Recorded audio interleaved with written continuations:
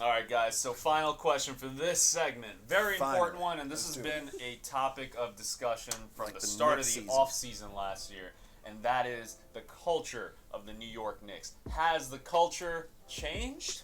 Steph, start with you. Go for the culture. I'm going to say definitely has changed.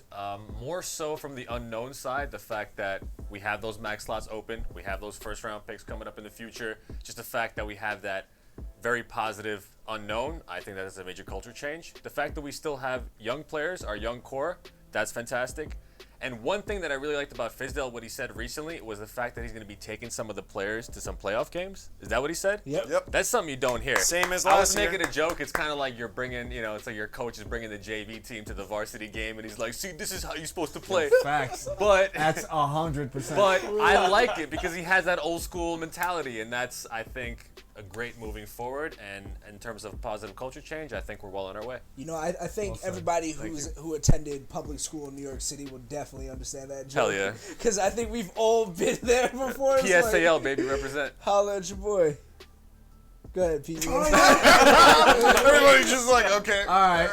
So I think the culture. It was only awkward when you guys made it awkward, right? I thought you were going to go into it. Holla at your boy. Pete. Go ahead. Which one is it, the awkwarder or the awkwardee? I'm going to say the culture has changed, but for me, it's in its infancy. It's a new culture that's brand new, so it's immature.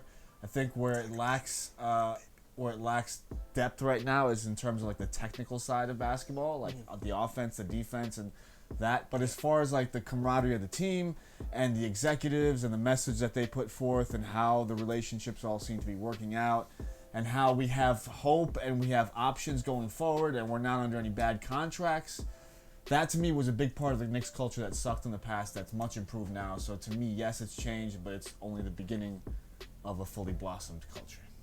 T. I'm with you. Holla at your boy. God bless. Jay. No, I'm just playing. Yeah, the culture's absolutely changed. Into what? We don't know just yet. But we have to look at it objectively and realize that we're building a bond here. We're building a family-like system. Much of like how the Spurs had run their organization, at least with Pop, Duncan, Parker, and Ginobili. They were very much family-oriented. And, it's obviously different times. There's a social media age and stuff, so things are a little more loosey-goosey. But I think the guys genuinely get along from top to bottom. And, again, what Pete said, the technicalities still need to be worked out on the basketball end.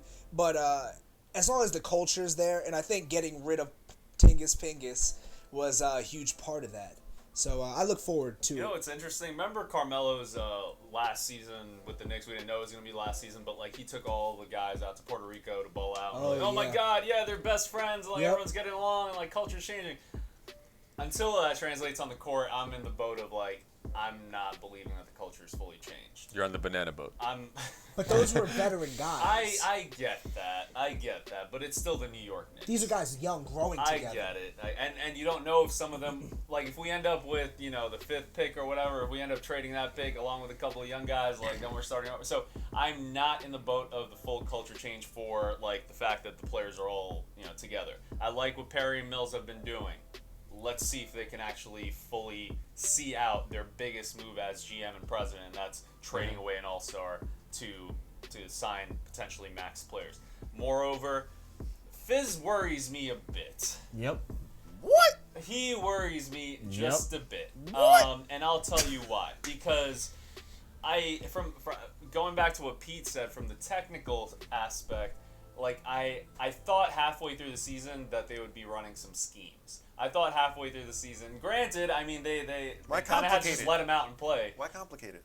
I get that. Trust me, I get that. But the fact that these guys are young and not running any kind of real NBA system, it's a little concerning. Why overwhelm them though? They're young guys. The lineup has changed, as we know, throughout the entire season from top to bottom. But these aren't high school kids. Vonleh has started. We didn't see these guys towards the end of the season. We had Enes Kanter in there some games. We didn't. But what else are they doing other than learning the craft? An offensive and defensive scheme. I mean, offense can kind of change. Defensive schemes shouldn't really But I change. can understand why he wouldn't implement a scheme because all of that could be for naught next season. You know, As far as I'm concerned, and like I have to right now be concerned with the tangibles as a Knicks fan because I've been disappointed too many times. I've been optimistic too many times, and that doesn't mean I'm not optimistic right now in the Knicks' future. But with Fizdale, all he has to prove to us is like one playoff run with the Memphis Grizzlies. And yes, the players love him.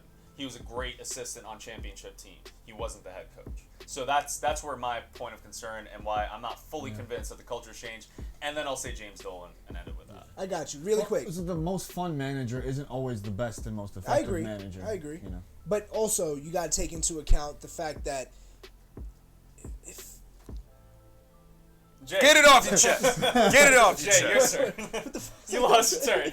Jay, your turn. Bro, I Knowledge report, Jay, go ahead. it's one of those things. I don't even know where the hell to start to tell you where you're wrong, because I think what Fizz has been doing for the team is much bigger, where he was telling people to, like, yo, look out for this player.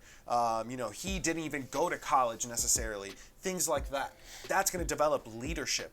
It's little things like that from even a psychological standpoint where he is developing I think we're these. just- I'd let you speak. Hold on. Max He took Kelvin. these people from being boys and he's trying to develop them into men. Like, we joked around. The same thing our young coaches did with us. Take us to those varsity games. This is how kind of like the big boys are playing. Yeah. Those are like, they seem minimal. It Those turned me steps. into a D1 player. We had the development to be D2 overseas. I knew that was my ceiling. Anyways, before we digress, you can now speak. As far as I'm concerned, that's not indicative of a culture change. That's what you do with young players, and we've never had young players on the Knicks. Ooh, I beg to differ. Let me chime in. I remember what I was going to say. T, take it away. Resume. Resume. Unpause. Pick up where you left off. So Resume. I was going to say the past two coaches that we've had, Jeff Hornacek and Derek Fisher, neither of them ran schemes, and the team called them out on it. Time and time again. They were saying that we were just going out there, we didn't know what plays to run, X, Y, Z. So Yo, they were both what the fuck thrown we under the doing? bus. Remember that? Yeah, what the fuck we doing? You see? So I didn't feel that this year. I think that, even if the plan wasn't broadcasted to us, I think behind the scenes they were like, go out there, do what you guys do. We'll focus on the X's and O's later, but just build some consistency. Get to know your guy. And there were times where you did see, especially Mario Zonia and DJ, even Mitchell Robinson, develop some chemistry. Down low, they would run... whether it be the pick and roll. The pick and roll, actually, we saw a lot with Mitchell Robinson. This dude had, 70% field goal percentage due to the pick and roll chemistry. Yeah. So I think there's a lot of things that we have to give credit for, and we're all aware that the X's and O's didn't happen this season, but I still feel the culture changed. But if you don't have the X's and O's, what's your goal during this season? Like, what are you saying in the locker room? What are you telling them? What's happening during practice? Chemistry. Chemistry? Get some reps in. Get some reps under your belt. But I feel like this isn't like a G League team. This is like an NBA team. You know what I mean? These are 19, 20-year-olds, man. They might as well be G League. Yeah, but you still need to develop some sort of technical chemistry. You can't just be like, oh, you're my bro, we have dinner together. We need to be able to play we ball saw together. plays being executed well. Whether Yeah, they there were went plays, in, yeah. the play itself, the Yeah. shot itself, that's different. Like the But Spanish we saw pick and plays roll. being It executed. definitely picked up towards the end of the season. There's more of that, and it seemed less like chickens with their heads cut off running around. Mm-hmm. And the lineups kind of normalized. I think part of that was the injuries making the lineups easier. Yeah. But in the beginning, the lineups were all over the place, which might have been part of what you guys are talking about, finding Mills the chemistry. and Perry, too. Mills and Perry. That's No, also something I love worth the pointing out. transparency, and I love everything they're doing. But that's, I think, And the what- KP I trade, think how good why it I looks. said it's in its infancy is It looks because so of the good. stuff you guys are talking about. That disagreement, we like what we see so far, but clearly it's an incomplete picture. Right. It's very 100%. So for 100%. year one of this experiment, I'm satisfied. Yeah. Year two, we We'll gotta see. see X's and Yeah. I'd O's. say I'm For just sure. a little bit undersatisfied, but okay, I I hear get you. it. I get But it. also, really quick, don't you feel like T, you know. resume. Take it away. Unpause. Don't you? Holla I at was your pissed boy. off. Holla at your Okay, boy. don't you feel like Mills and Perry deserve a lot of credit here because course. in the past there's been a lack of transparency. We've always been wondering, Phil, when are you going to say something? Phil, this is a dumpster fire.